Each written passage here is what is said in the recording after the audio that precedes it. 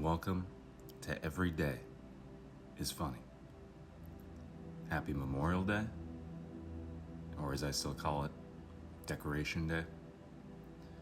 Hope you're doing well, taking it easy on this day off, if you have a day off. And I've been thinking about legacy and ancestry. Perhaps because of Memorial Day and honoring the past, perhaps not.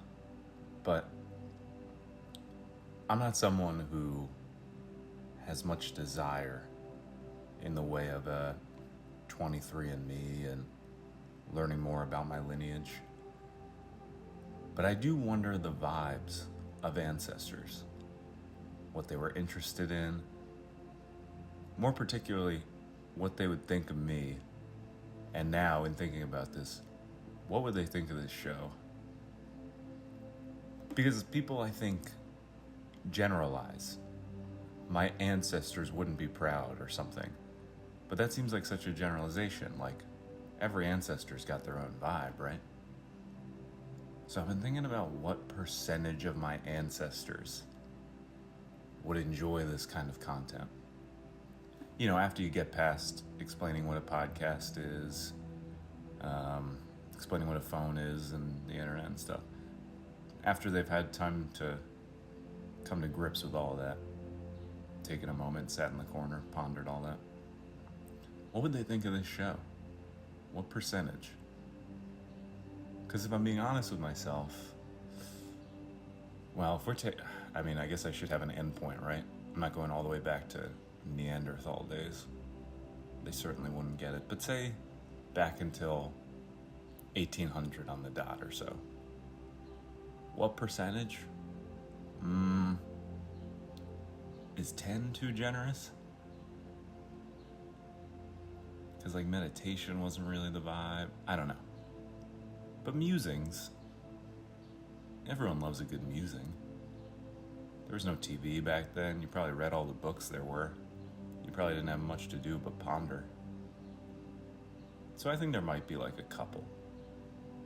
But I do think, this is all to say, I think generalizing that all ancestors would not be proud of me is a bit of a stretch. I think there would be at least like 3 who were like, he's got some funny ideas.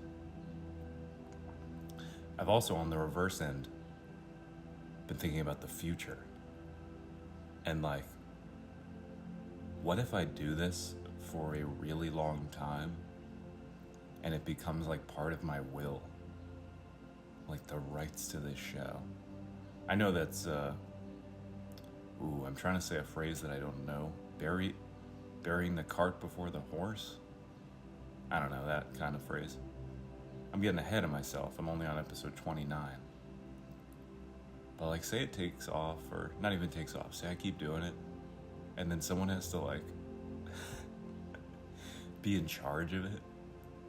And even worse, like after I die, family members have to like, they don't want to go through the episodes, but in preparing my service and stuff, they feel the need to like do their due diligence and comb through and find good moments.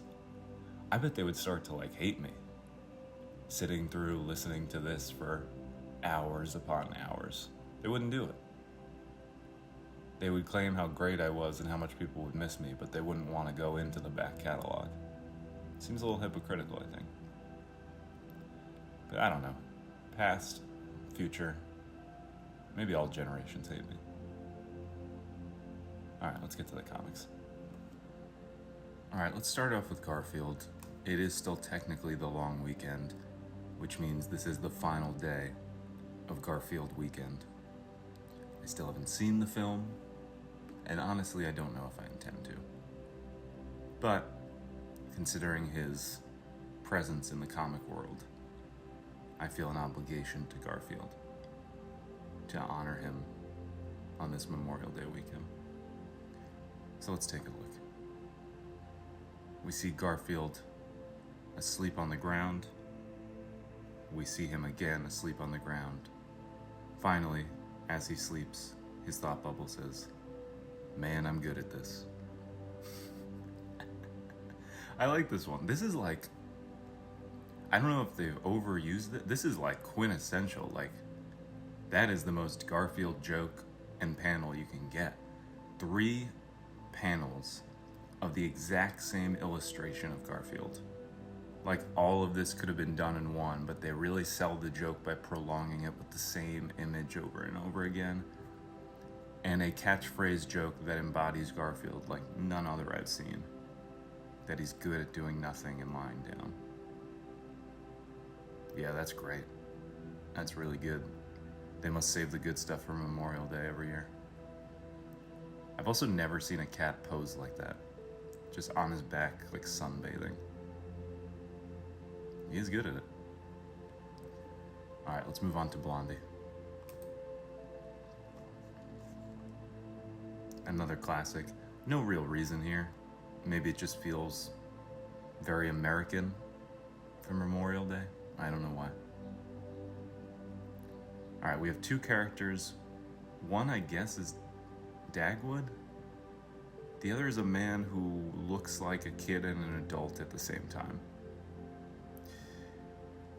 I guess he is a kid. He says, "Yo, Mr. B, it looks like you're taking a little nap in your hammock."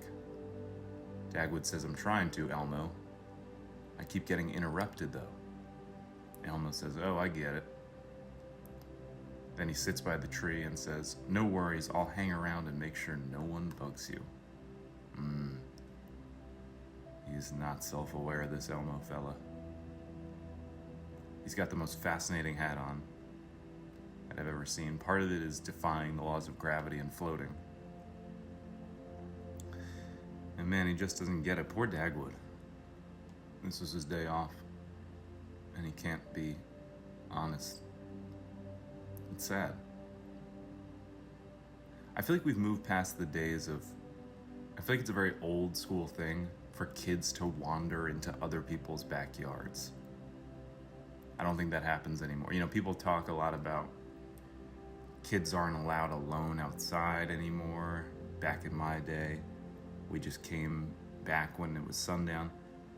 But this is an often forgotten aspect, wandering into a neighbor's backyard. Because I would do that from time to time.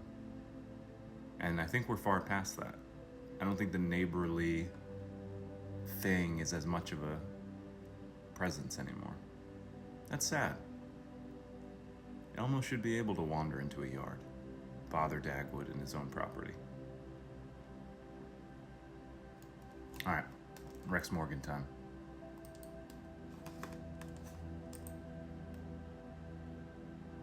Let's see if we're still going to be focusing on Buck today, or if we're finally getting back to the Morgan family.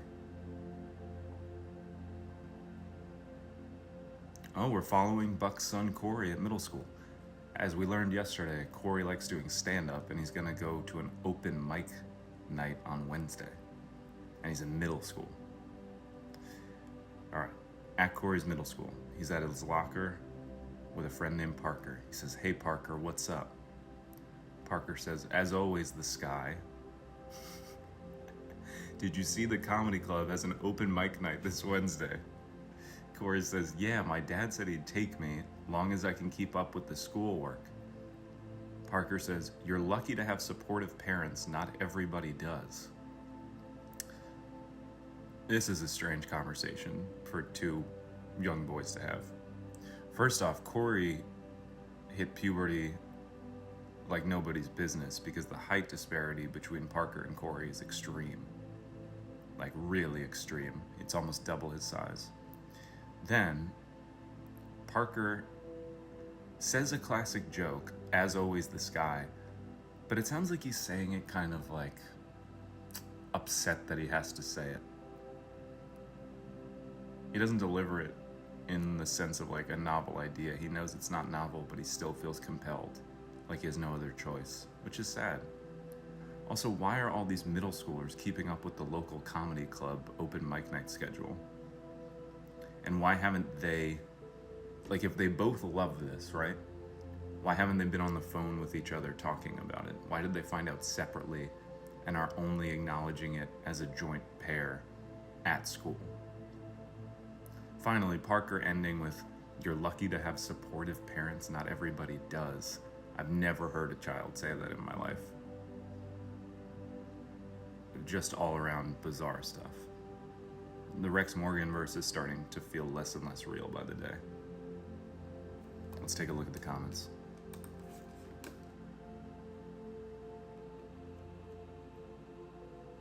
Chauncey Gardner says simply, Parker undoubtedly gets beat up a lot. Aww. He is a bit of a nerdy looking dude.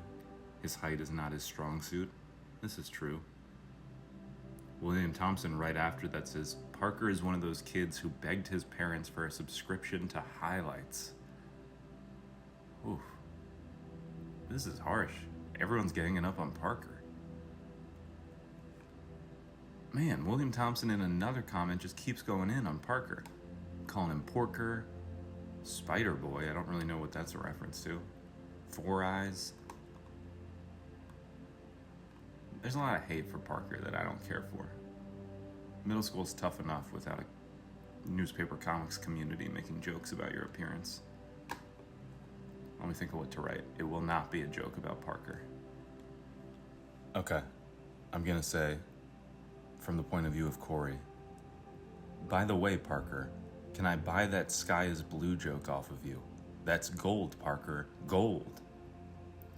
So that's kind of a fun, they're talking about stand-up. He needs material. It'd be funny if he buys that very obvious joke off of him. Also a reference to the show Seinfeld and Banya. All just playing into the stand-up idea there. Send. All right, it's time to wind down, go off and enjoy our Memorial Days. Grill a burger, swim in a pool, hang out with Memorial Day Mikey. If you know, you know. And yeah, I'll see you tomorrow for more. Every day is funny.